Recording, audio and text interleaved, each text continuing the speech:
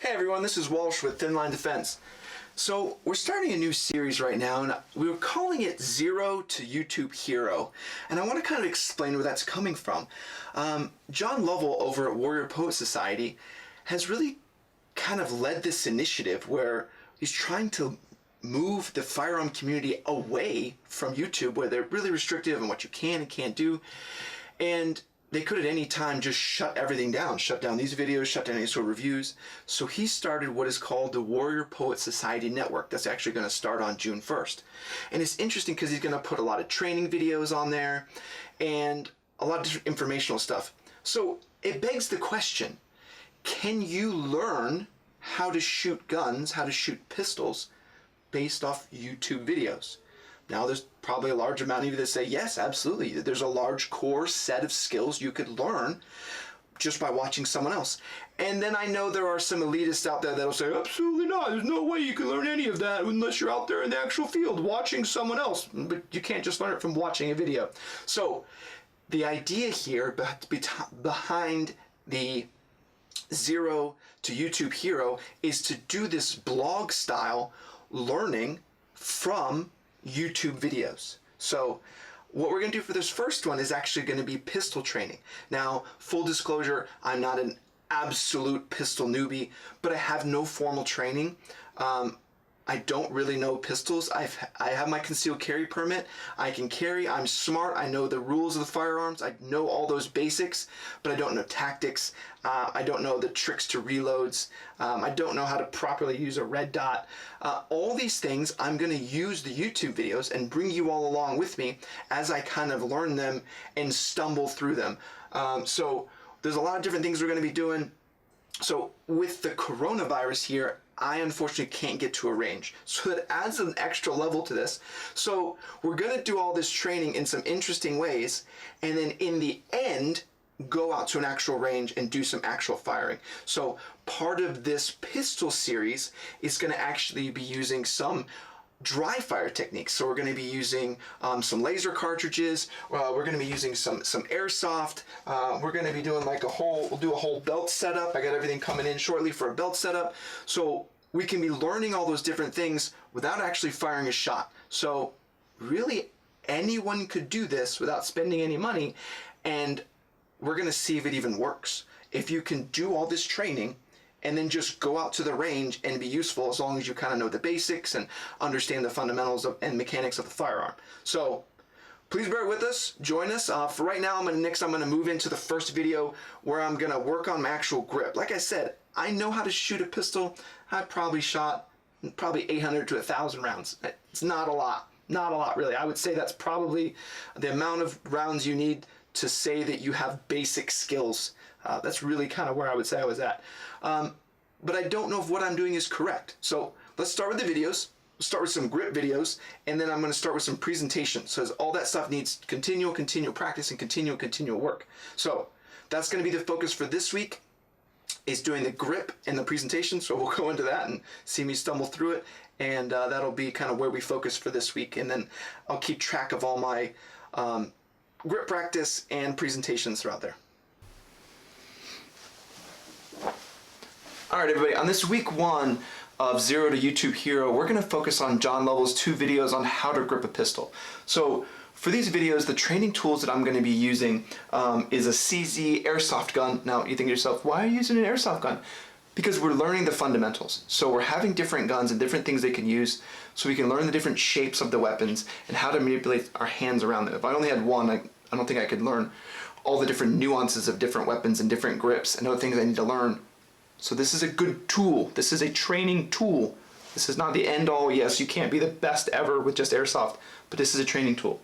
Now, like I said, we also have the coronavirus, so I can't go shoot. So we also have my regular pistol loaded with a laser cartridge, so we can use this for training also to kind of see where we're at in terms of bullet deviation and trigger pull and things like that. Now, I will say I'm going to change out this slide for this training. I want to focus on fundamentals. So what I don't want to do is me learning how to use a red dot and not focusing on the fundamentals. So this slide will change during this week's training. We'll come back to it and we'll actually do some training with the red dot. And then you can kind of see how I think about doing presentation and transitioning from iron sights to red dot, as it's not as intuitive as you would think. So at this point, we're going to go and learn those videos. We're going to watch these. I'm going to link those down below if you want to watch them yourself. And then we're going to go out and we're going to practice those theories and share my thoughts on those for this week. All right, now that I've had a chance to watch the videos, let's kind of go over some of the things that I've learned, and then I'm going to start practicing those. First off, though, you notice I'm wearing a war belt. For the entirety of this pistol video, I'm actually going to use a belt. Now, somebody out there may say, what's the likelihood of you using a belt? You're probably going to end up pulling from concealment. You're never going to have that on, and when you're actually going to be ready for a fight? Yes, you're probably correct, but from the sense of actual training and learning and consistency, the belt gives me that consistency. Drawing from concealment, I would have to wear different pants every day, different belts. The positions are kind of going to be different. It's far more challenging. So from the sake of going forward with this program, can you learn from a YouTube video? Let's establish one consistent thing, which is going to be our draw and our baseline. So we're going to start there. We'll be using the belt the whole time. This is a T-Rex Arms Orion. We also have a Ronin Senshi, so we'll be using that also. So you may see a couple different belts. We'll probably do a belt review video later also. So some of the things John talked about is grip. So first thing, so here we are, unloaded airsoft pistol, careful. Is getting high on the grip, which your first hand is going to want to get very high on the tang. So you want to go up as high as you can, and that second hand is going to want to come in and fill that gap. The idea is to bring the wrist forward, is what he's saying, right? So you're going to bring that wrist forward, but you can actually come to, you could think you're like, oh look, I'm locking my hand forward, and your hand is so far forward, I can't even draw without trying to rip my shoulder out of the socket. So there is a sweet spot, and maybe he'll tell me if I'm doing it wrong, but it looks pretty intuitive of the actual spot that's still left on the gun for where my hand needs to sit, right? So we talked about that, getting high up on the gun and the way you're going to grip it with that second hand. An interesting thing he also talked about was when the gun shoots, you want to keep the wrists locked. So rolling those arms outward, okay? And then also canting that one outside arm just a little bit more so you get that extra leverage coming to one side. And then you can't easily just cant the gun, I'm going to shoot low right because I'm left-handed. And it's much more difficult to do if I have the gun just slightly canted like that. Here's the big thing. Grip doesn't matter if you're just shooting one shot. I could shoot one shot accurately upside down, but you can't shoot that fast and consistently. So that's why you have to work on the grip early. And that's the biggest thing he tells you. Another thing that we're not going to do is we're not going to focus on speed. So the majority of the training will be slow and purposeful because speed will become a byproduct of the training. So I would say 99% of the stuff you're going to see me do will be at 50%.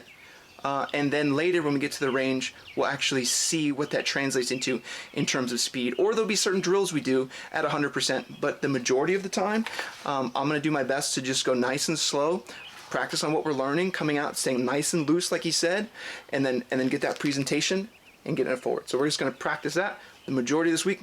His next piece is going to be a montage of me practicing for the rest of the week. So enjoy, and then I'll do a little segue at the end summarizing what we learned.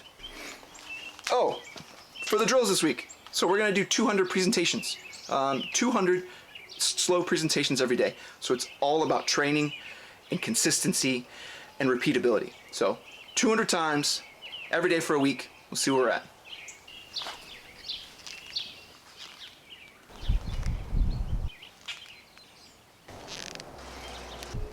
So one thing I've noticed kind of coming in the second day, I know we talked about it yesterday, was keeping the opposite hand as high as possible. And I don't think I was actually doing it right the day before.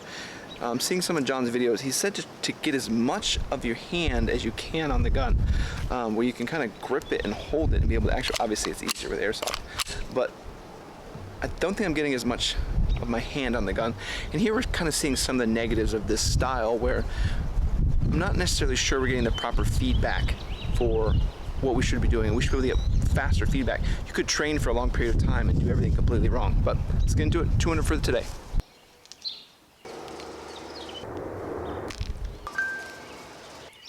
One thing I am noticing is if I don't bring that left thumb forward, or do something with it, it just kind of sits there and everything's a little more floppy. He does mention to bring the thumb over, but I'm finding it better to bring the thumb upwards. I don't think it really matters, but it kind of locks that grip in a little bit better if I bring the thumb upwards. But it's a purposeful movement where I'm having to close the hand and then bring the thumb upwards. So let's see how that translates, though. Maybe he'll see this one day and correct me.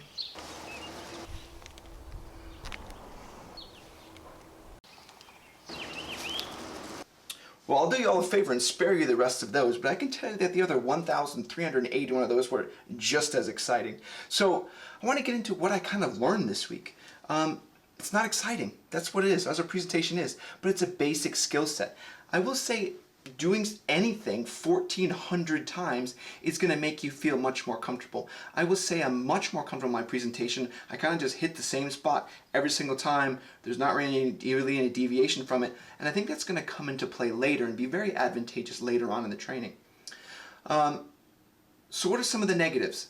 I really don't like how I don't have any sort of feedback. Now, I'm sure plenty of you in the comments are going to be like, oh, you did this and everybody knows how to do that. But the trick is to see how much you can learn just by the YouTube videos, just by what's in front of you. So you can add some comments, but I'm probably not going to read them because I want to see and get to the end and see what happens if you really don't have any advice or anyone to help you besides just being able to watch some YouTube videos. So for the next video, I'm going to be working on front sight alignment, the advantages of having one eye open or both eyes open, when you would use each of those different scenarios. So we're kind of be training on those. There's also a T-Rex video on fast front sight alignment, and there's another video from John Lovell on trigger reset. So hopefully, looking at my notes, we actually get to shoot some next week. So there's going to be some training and actually some sort of measurable value of response of the training. Unlike now, it's just I feel more comfortable. Super useful. It's the building block to everything. Please do it. I recommend anybody just go do presentation 1,400 times. I think you'd be amazed how much you learn and how much more comfortable you are. So we're going to go to next week. We're going to be doing some alignment. We're going to be doing some shooting, doing a little more fun stuff. So I look forward to that, and we'll see where we go from there. All right, thanks everyone. See what goes on next week.